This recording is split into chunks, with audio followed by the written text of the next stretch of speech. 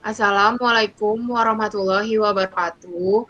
Kami dari kelompok 5 ingin mempresentasikan hasil diskusi kami yang bermata kuliah analisis laporan keuangan. Saya Rahman Isa Gema Qurani dengan NIM 201912111025. Saya Malia Husna dengan NIM 2019 1211031. Dan saya Sila Gurbah dengan NIM 2019 1211035. Jadi pada hari ini kami akan membahas chapter 8, yaitu mengenai return of invested capital. Jadi di chapter 8 ini kita akan membahas 4 pembagian. Yang pertama itu ada importance of return on invested capital. Yang kedua itu ada components of return on invested capital. Yang ketiga ada analyzing return on net operating assets. Yang keempat ada analyzing return on common equity.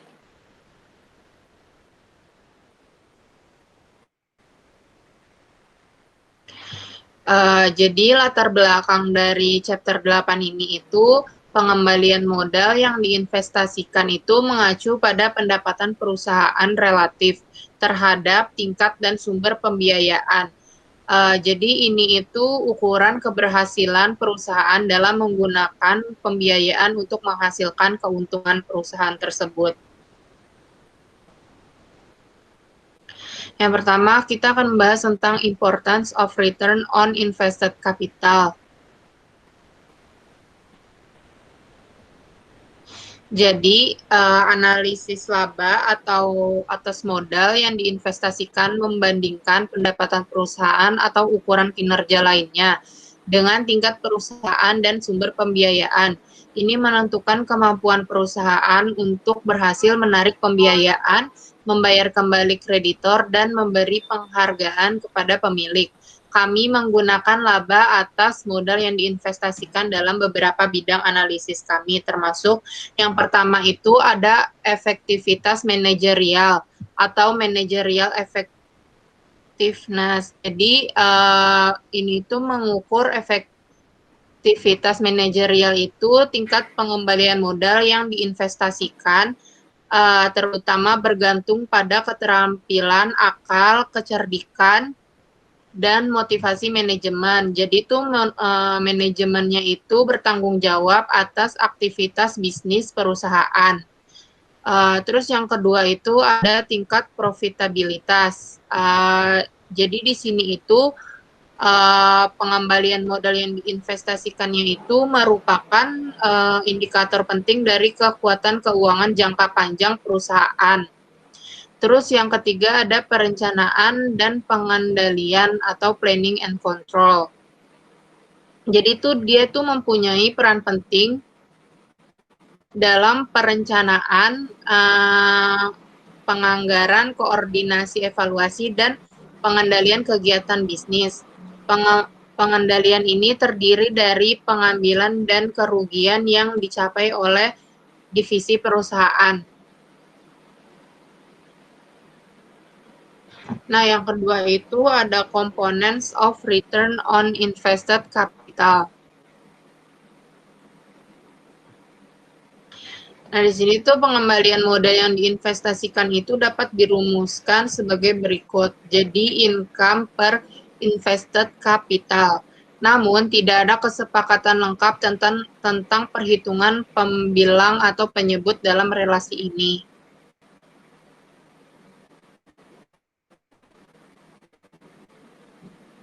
Nah, kita akan membahas yang pertama itu tentang defining invested capital. Jadi itu tidak ada ukuran universal atau global dari modal yang diinvestasikan untuk menghitung tingkat pengembalian. Berbagai ukuran modal yang diinvestasikan yang digunakan mencerminkan perspektif pengguna yang berbeda. Nah, yang kedua itu ada net operating assets. Jadi itu menganalisis perusahaan sepanjang dimensi operasi atau non-operating ini dengan laba atas aset operasi bersih RNOA sebagai ringkasan ukuran kinerja. Jadi RNOA ini di sini tuh dirumuskan sebagai pendapatan operasional bersih setelah pajak atau NOPAT per rata-rata aset operasi bersih atau NOA. Nah, cara dapat aset operasinya itu kita bisa lihat dari total aset dikurang aset keuangan. Nah, aset keuangan di sini tuh contohnya investasi dalam sekuritas yang dapat dipasarkan. Terus, liabilitas operasinya itu didapat dari total liabilitas dikurang hutang bunga. Nah, cara mendapat NOA atau rata-rata aset operasi bersih itu dengan cara aset operasi dikurang kewajiban operasi.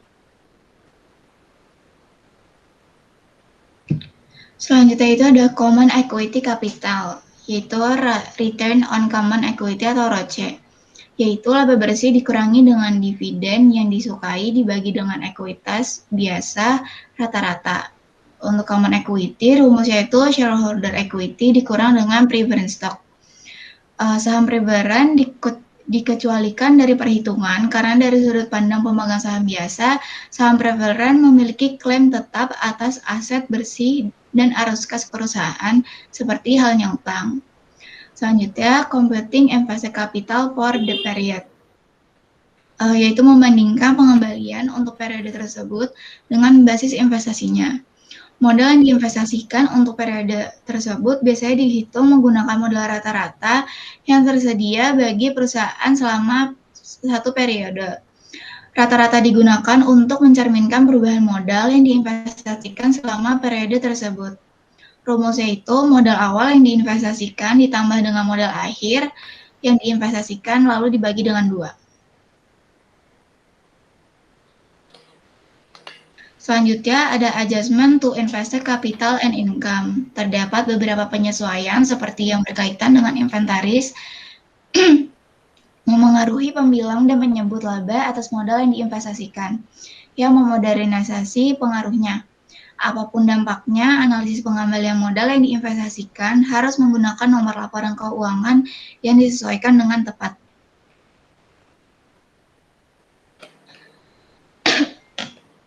Selanjutnya itu ada computing return on invested capital. Yang pertama ada return on net operating asset.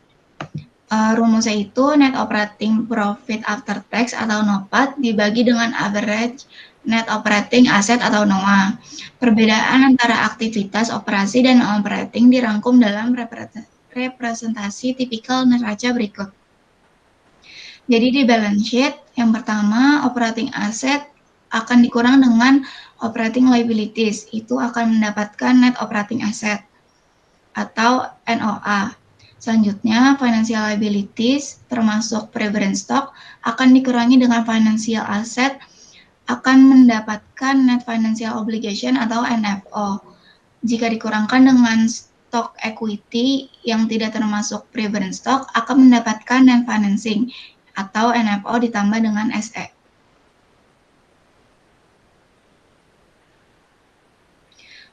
Yang kedua itu ada return on common shareholder equity atau ROCE. ROCE terdiri dari 2 komponen, yaitu pengembalian operasi atau RNOA dan non-operating return atau efek positif atau negatif dari leverage keuangan. Rumusnya itu net income dikurang preferred dividend dibagi dengan average common shareholder equity.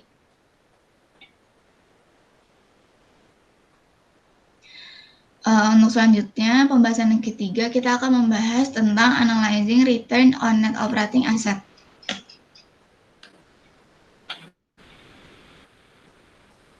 Yang pertama itu ada disaggregation return on net operating asset.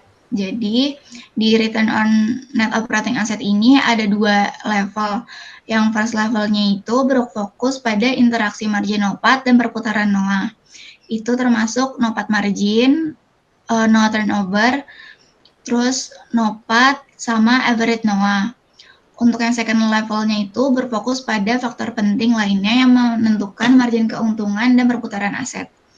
Jadi return on net operating asset itu rumusnya kan NOPAT margin dikali dengan NOA turnover. Untuk NOPAT margin rumusnya NOPAT dibagi dengan sales. Untuk NOA turnover, sales dibagi dengan average NOA. Itu termasuk di first level.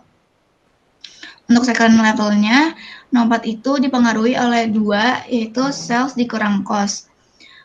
Cost-nya sendiri dipengaruhi oleh cost of sales ditambah dengan selling expense ditambah dengan administrative other expense.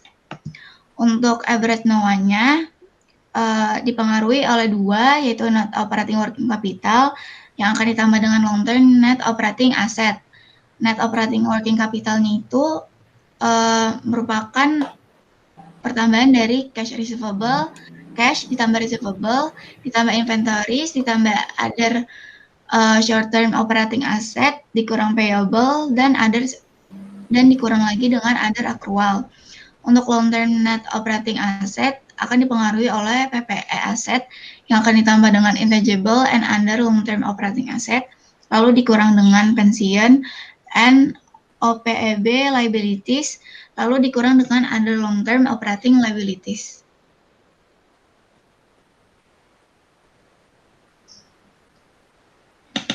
Selanjutnya ada effect of operating leverage. Rumusnya itu RNOA sama dengan NOPAT dibagi sales dikali dengan sales dibagi average OA dikali dengan 1 ditambah OLEV. OLEV adalah rasio leverage kewajiban operasi. Penggunaan OLEV yang merupakan bilangan positif ini bertujuan untuk meningkatkan RNOA karena dengan menambah OLEV maka RNOA akan meningkat.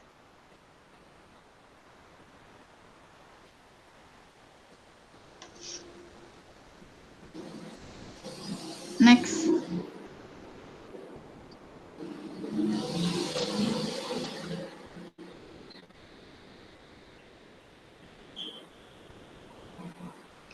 Selanjutnya ada relation between profit margin and asset turnover. Hubungan antara NOPAT margin dan NOA turnover sangat menentukan RNOA dan berguna dalam analisis sebuah perusahaan karena dapat memberikan wawasan dalam menilai tindakan strategis yang paling tepat untuk perusahaan dalam meningkatkan laba. Tapi walaupun sangat menentukan RNOA, profit margin dan turnover memiliki hasil yang tidak independen. Maka untuk meningkatkan RNOA, sebuah perusahaan tidak hanya melakukan peningkatan profit margin sambil mempertahankan konstanta perputaran atau sebaliknya saja. Tapi perusahaan juga harus mengelola harga jual, pemasaran, R&D, produksi, dan sejumlah area bisnis lainnya dengan efektif.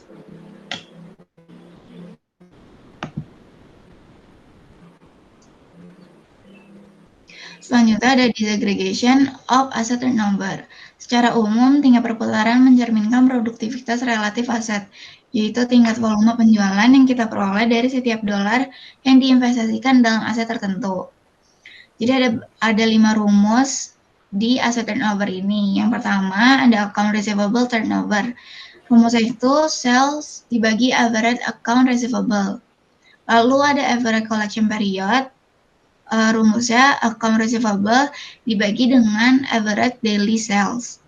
Yang kedua ada inventory turnover, rumusnya COGS dibagi dengan average inventory, dan ada average inventory days outstanding, rumusnya inventory dibagi dengan average daily COGS.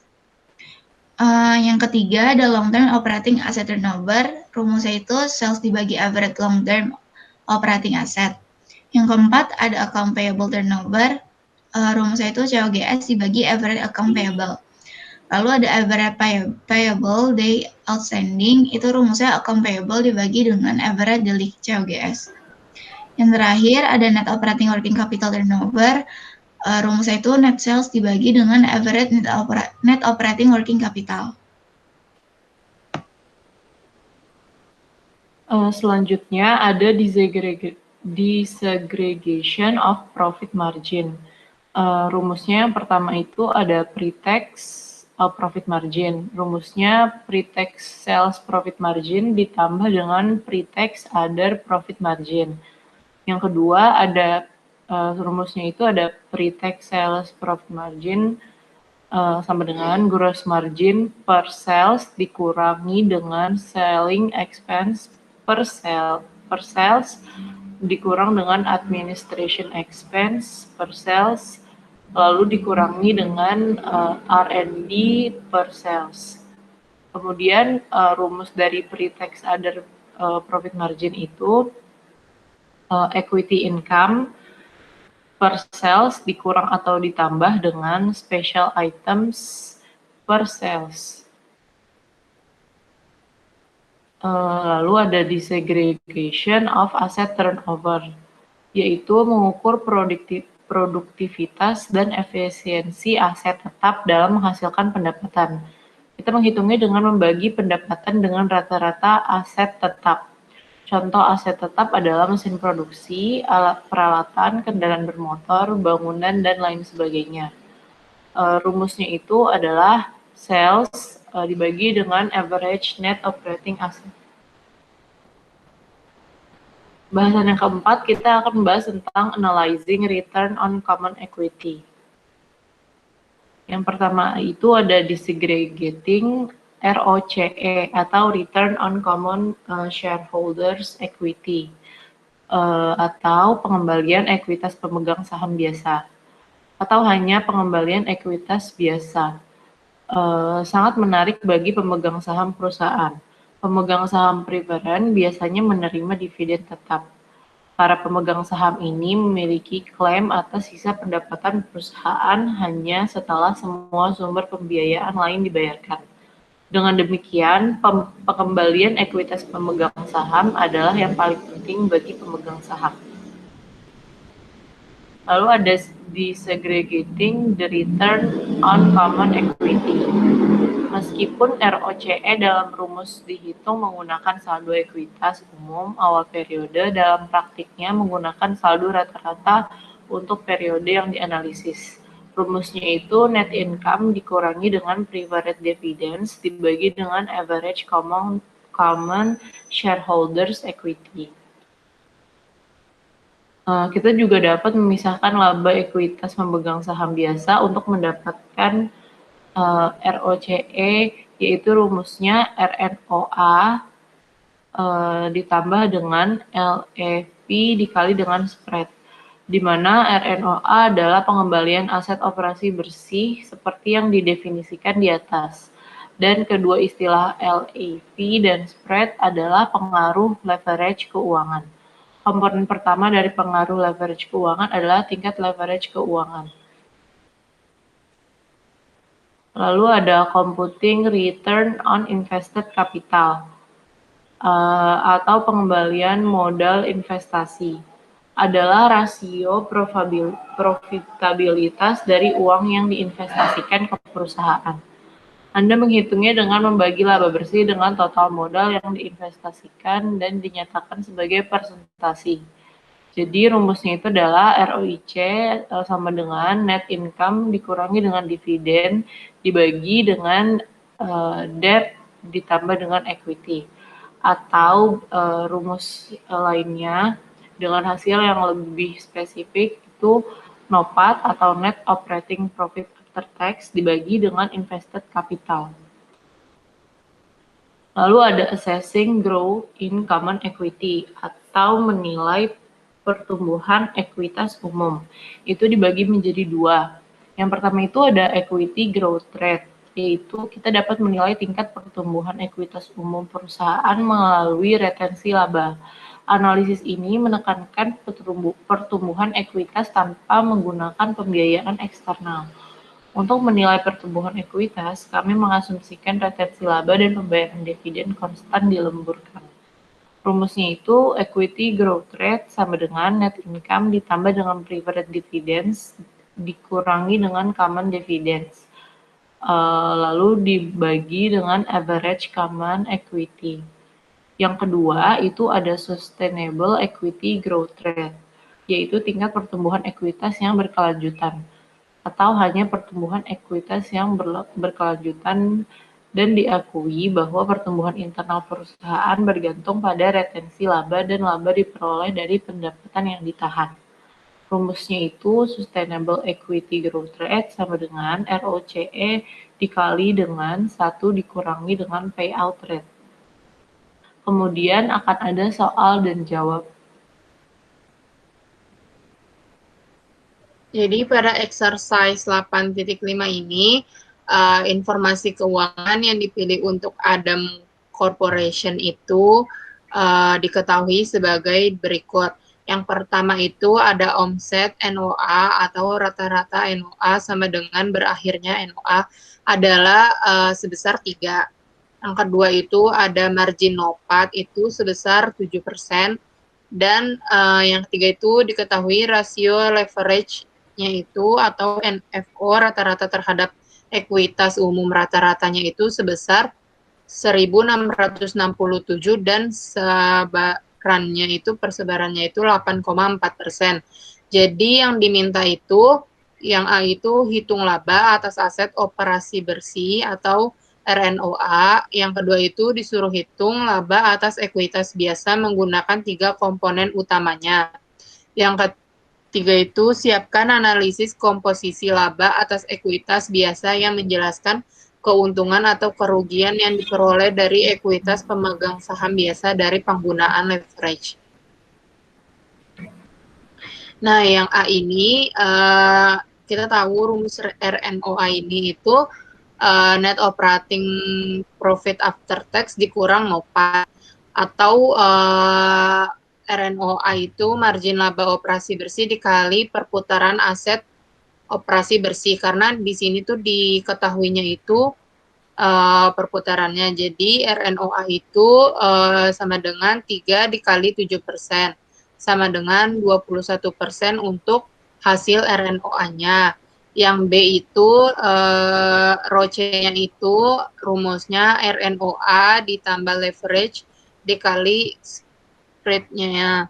Terus RNOA-nya itu sebesar 21% ditambah 1.667 dikali 8,4% itu sama dengan 21% ditambah 14%. Hasilnya itu 35%. Nah, di sini tuh net leverage advantage to common equity-nya itu jadi return on net operating assets-nya itu sebesar 21%, leverage advantage-nya itu sebesar 14%, dan return on common equity-nya itu berarti sebesar 35%, didapat dari 21 ditambah 14%.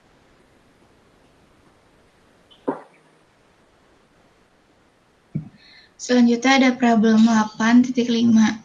Data laporan keuangan yang dipilih dari Texas Telecom Inc. Untuk tahun laporan tahun ke-5 dan tahun ke-9 memproduksi di bawah ini dalam juta dolar. Jadi ada income statement data untuk tahun ke-5 dan tahun ke-9 sama balance sheet data tahun ke-5 dan tahun ke-9. Hitung laba atas ekuitas biasa dan pisahkan ROCE untuk tahun 5 dan 9 menggunakan nilai akhir tahun untuk perhitungan yang membutuhkan rata-rata. Asumsikan aset tetap dan modal kerja beroperasi dan tarif pajak 50%. ROCE-nya itu kan rumusnya net income dikurang dengan preferred dividend, lalu dibagi dengan stockholder equity yang menggunakan end of year. Untuk ROCE-nya tahun ke-5 itu $14 dikurang dengan 0. Lalu dibagi dengan $125. Hasilnya itu 11,2%. Untuk tahun ke-9, ROCE-nya itu $34 dikurang dengan 0, lalu dibagi dengan $220. Hasilnya itu 15,5%. Untuk RNOA di tahun ke-5 itu $35 dikali dengan 0,50 lalu dibagi dengan $52 ditambah dengan $123. Hasilnya itu jadi 10%. Untuk tahun ke-9 itu $68 dikali dengan 0,50 yang akan dibagi dengan $63 ditambah dengan $157. Hasilnya itu 15,5%. Selanjutnya dari ROCE sama dengan RNOA ditambah dengan leverage dikali spread. Untuk tahun ke-5 berarti 10% ditambah dengan 1,2%. Jadi hasilnya itu 11,2. Untuk tahun ke-9-nya itu 15,5% ditambah dengan 0, jadi hasilnya 15,5%. Yang B, mengomentari penggunaan leverage keuangan Texas Telecom. ROC Texas Telecom telah meningkat dari tahun ke-5 dan tahun sampai dengan tahun ke-9. Sumber peningkatan ini adalah peningkatan dari RNOA karena efek leverage 0 pada tahun ke-9, sejak hutang jangka panjangnya dihentikan. Mengingat peningkatan RNOA, leverage tambahan dapat dieksplorasi sebagai cara untuk meningkatkan pengembalian pemegang saham. Sekian dari kelompok kami, kurang lebihnya mohon maaf. Wassalamualaikum warahmatullahi wabarakatuh.